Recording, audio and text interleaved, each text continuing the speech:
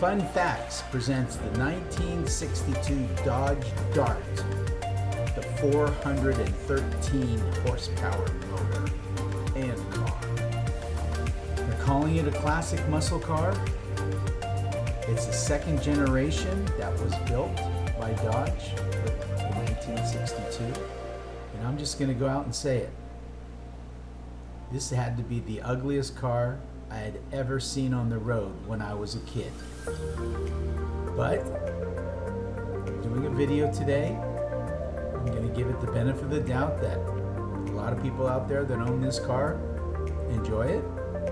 I imagine it's fast. I can tell you the motor looks incredibly awesome. It's like the most beautiful motor in the ugliest car I've ever seen. I'd buy the car just to get the motor. Put that in something. Put it on a boat. I don't know. Okay, so if you're excited, I'm excited. Let's get started now. Well,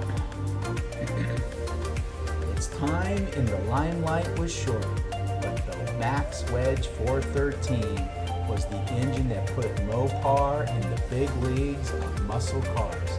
And indeed, the 1962 Dodge Dart 413 was a muscle car that was every bit as good as those being produced by GM and Ford. The 413 CID V8 had been around since 1959, but not until 61 did it find its way out of the big Chryslers and into the smaller Dodges and Plymouths. There it made as much as 375 horsepower. But with the 400 bhp plus Chevys, Pontiacs, and Fords afoot, Mopar needed more. All 413s had a wedge-shaped combustion chambers, but the version unleashed in the spring of '62 was bred for maximum performance. That earned it the unofficial but enduring Max Wedge title. Transmissions were a floor shift 3-speed manual or a fortified push-button torque flight. Limited slip 3.91 gears were standard with ratios of 2.93 to 489 available. Sold as a package that included supporting hardware such as police car suspension parts. Prices for a Max Wedge ranged from $545 to $682, depending on the level of tune and transmission choice. Two versions were offered, but with solid lifters, aluminum pistons, Magnaflux connecting rods, double breaker ignition, twin 60 CFM Carter 4 barrels, and beautiful 3-inch headers that swept up along the side of the engine to clear the front suspension. The 11-to-1 compression Max Wedge had 410 bhp, 460 foot-pounds of torque, and the 13.5 variant made 420 bhp and 470 foot-pounds, heightening the impact of the Max Wedge's arrival was a revamp of the '62 Dodge and Plymouth lines. The full-size models, Dodge Dart and Polara, Plymouth Savoy, Belvedere, and Fury dropped 2 inches in the wheelbase and gained controversial new styling. The upside performance buffs was a decrease in curb weight to near that of competitors' mid-size models, which had nothing to match the Wedge, the Max Wedge. The ugliest thing ever on the road was the Max Wedge. Turning mid-14s at 100 miles per hour box stock, a stripper 2,900 Max Wedge Dart, said Motor Trend, gives more performance per dollar than any other factory assembled car in America. Yep, I guess they had to make up for ugly. Yeah, they had to make up for ugly. Dodge muscle cars were among the fastest and the wildest. Muscle cars came in many shapes and sizes, and despite a run of less than 50,000 cars, the 409 engine made a lasting impression, starting with the 1961 Chevy Impala.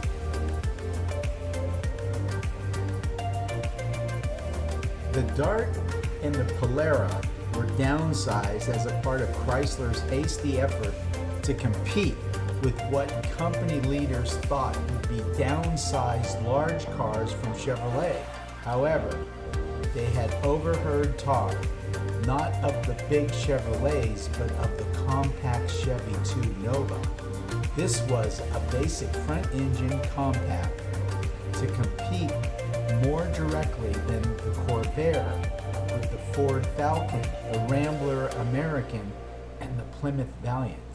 Chevrolet's Impala and Ford's Galaxy both remained sized in accord with the prevailing norms of full-size cars. The redesigned Dart was perceived more as an intermediate, like the Rambler Classic or the Ford Fairlane.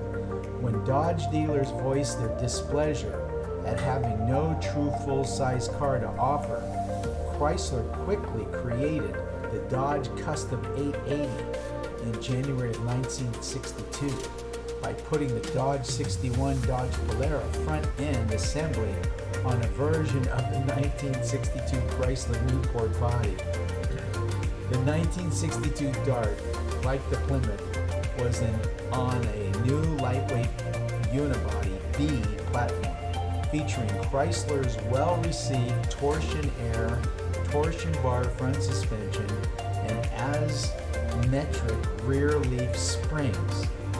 The rigidity gained through the nearly pure unibody platform, combined with the suspension's low unsprung weight and near ideal geometry, provided sound handling, braking, and acceleration.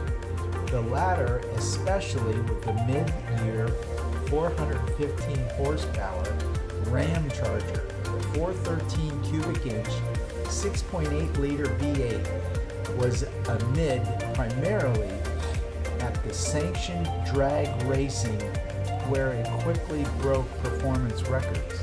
The Dart's new body, chassis, platform was quite long-lived, while 1962 was the only year for the B body model named Dart. The B platform remained in use with only very slight modification and few new letter designations through the 1981 R body cars. I don't care what you call this car, I'm calling it ugly. Flat out ugly. What kind of car was a 413?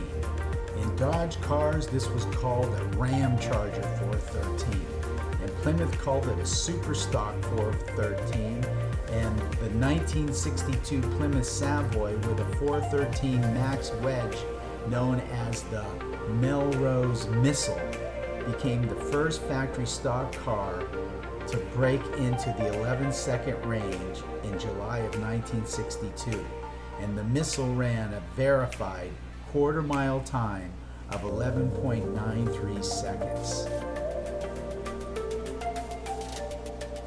The 413 cubic inch 6.8 liter, the RV was used from 1959 to 1965 in cars. It was also used in medium and heavy trucks, including truck tractors such as the C1000 up until 1979, and it has a bore of 4.1875 inches. How much horsepower does the 413 have? Well, the 426 was rated by Dodge at 415 to 425 gross horsepower and 470 to 480 foot-pounds of torque. The 413 at 410 to 420 horsepower and 460 to 470 pounds of torque. The new engines dominated the NHRA Superstock class, and the Stage 2 motors boasted NASCAR racing wins. Well, if you found yourself this far into the video, we'd certainly like to thank you for taking the time to watch our video. And if you like the video, please give us a thumbs up. It really does help our channel. And if you like our channel, please subscribe, because we'll be doing all the muscle cars. We'll be doing all the supercars, the hybrid cars, the sports cars, race cars, NASCARs. We're going to be doing autoramas. We'll be doing custom cars and hot rods. So there's a little bit of everything for everybody. We'd like to thank you again. We wish you to always, always, always